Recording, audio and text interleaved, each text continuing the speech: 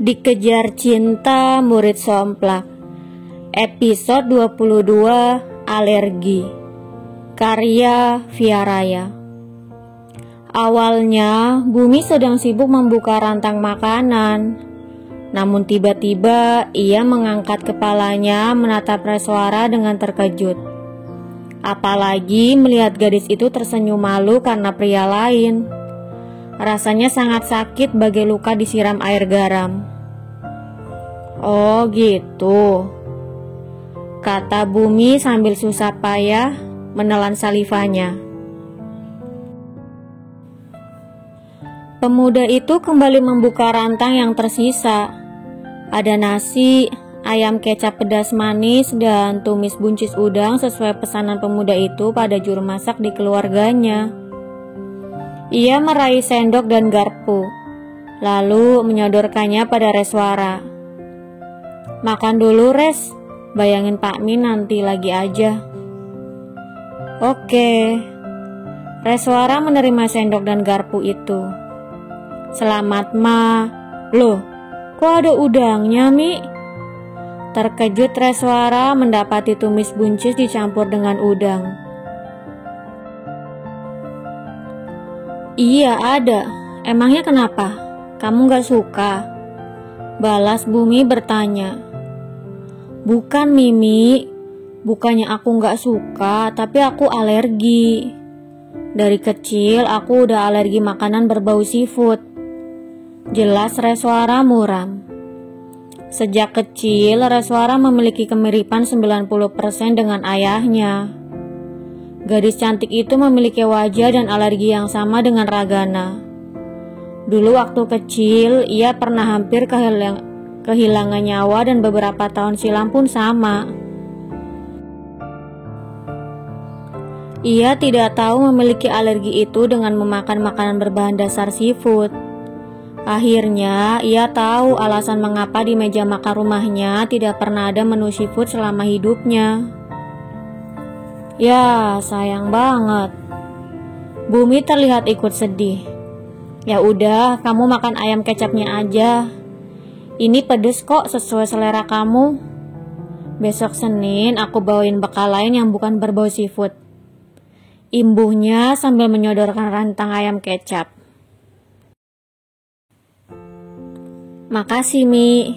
Kamu emang yang terbaik, kata Reswara sambil tersenyum dengan ibu jari yang dinaikkan. Sama-sama. Ya udah, cepat makan keburu bel bunyi. Bumi mengusap kepala Reswara lembut sebelum akhirnya ikut makan. Reswara makan dengan sangat lahap.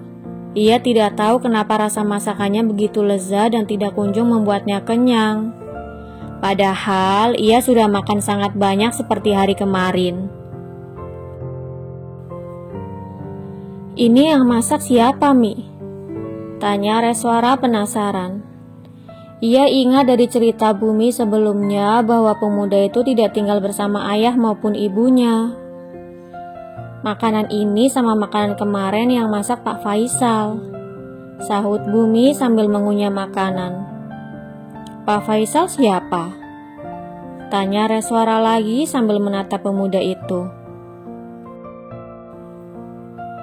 Pak Faisal itu koki khusus di rumah aku. Karena aku gak bisa makan selain masakan Pak Faisal, jadi aku pindah ke sini di rumah Pak Faisal. Jelas Bumi. Oh gitu. Reswara mengangguk sambil mencebikkan bibirnya. Tapi Mi, kalau aku terus-terusan makan masakan Pak Faisal, bisa-bisa aku jadi gendut.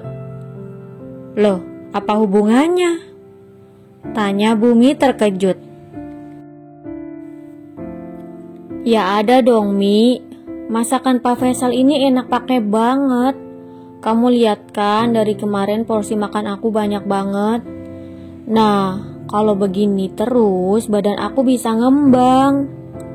Reswara mulai membayangkan berat badannya naik secara drastis. Astaga. Pokoknya jangan sampai.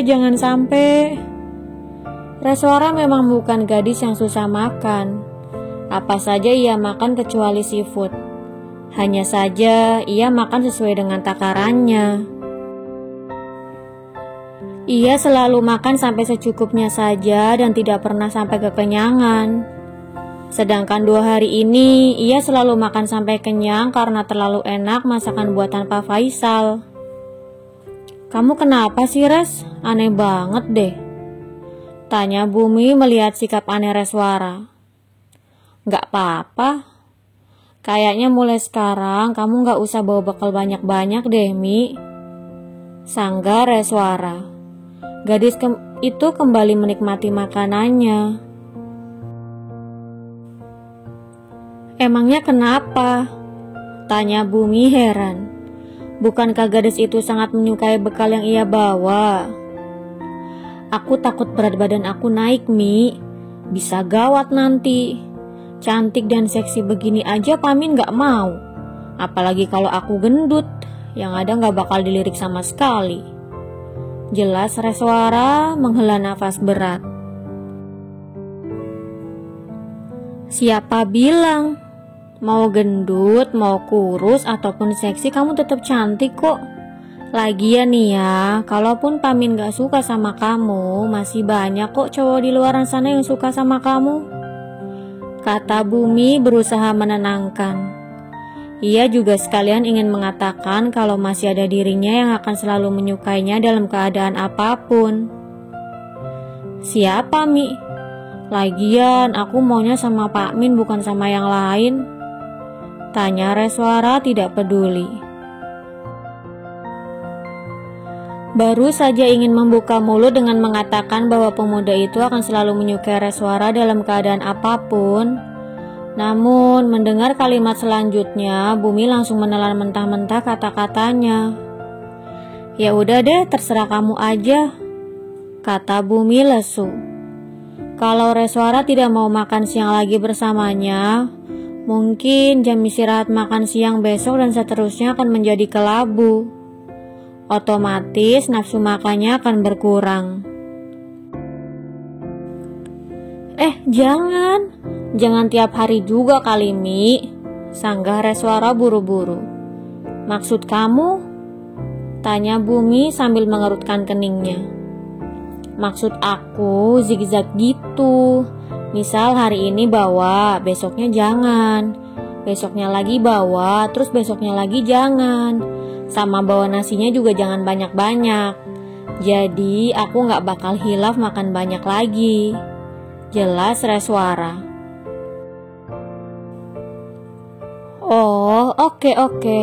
Pokoknya tiap hari aku bawa bekal kayak biasanya dan porsinya juga gak banyak. Jadi kalau seandainya kamu pengen, kamu bisa makan juga, tapi gak banyak. Ujar Bumi bersemangat. Ia pikir setiap waktu istirahat makan siangnya akan menjadi kelabu, tetapi ternyata tidak. Memang kalau sudah rezeki tidak akan kemana. Oke, deal.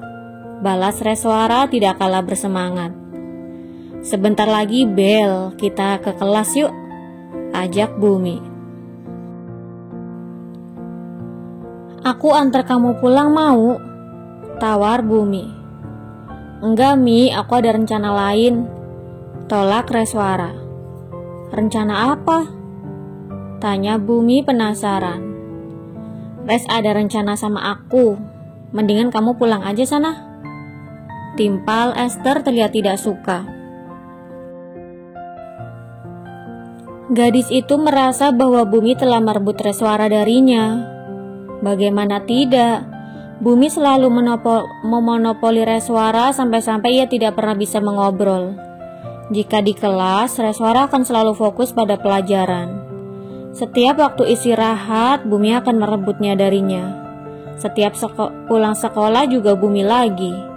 Jadi, ia tidak memiliki waktu sekedar untuk bertanya. Oh, ya udah. Kalau gitu aku pulang duluan. Pamit Bumi bergegas pergi. Res, panggil Esther. Kenapa? Reswara sedang merapikan mejanya. Kamu sama Bumi ada hubungan apa sih? Kok kayaknya akhir-akhir ini kamu deket banget sama dia? Akhirnya Esther bisa mencurahkan rasa penasarannya. "Kenapa? Kamu cemburu ya?" tanya Reswara dengan nada curiga. Enggak, bukan itu. Aku cuma penasaran aja. Bukannya kamu sukanya sama Pak Min?" sanggah Esther gelagapan. Sejak awal, Esther memang sudah menaruh hati pada Bumi. Meski terlihat aut-autan dan berandalan, tetapi gadis itu bisa melihat ketampanan pemuda itu. Namun karena sikap Bumi yang selalu dingin, jadi ia tidak pernah berani mendekatinya. "Aku sama Bumi cuma temenan kok, Es. Jadi kamu gak usah khawatir karena cintaku cuma untuk Pak Minsar sayang." Dan Reswara sengaja menggantung kata-katanya agar Esther penasaran. "Dan apa?" tanya Esther benar-benar penasaran. "Bumi itu anak yang baik dan kamu gak salah suka sama dia. Jadi pertahankan perasaan kamu kayak perasaan aku buat Pak Min. Ya, meskipun rasanya sulit banget," jelas Reswara. "Udah aku bilang kalau aku gak suka sama Bumi," sangkal Esther mengejar Reswara yang sudah berlari keluar. "Udah gak usah pakai ngelak, aku tahu perasaan kamu," ujar Reswara kekeh pada perasaannya. "Aku bilang enggak, Res," sangkal Esther lagi. Ya, aku duluan, Es," Reswara berteriak dan menghilang. Kini ia sedang berdiri di depan pintu gerbang menunggu Mintaka. "Pak Min mana sih? Kok lama banget?" keluhnya sambil terus menatap ke arah dalam.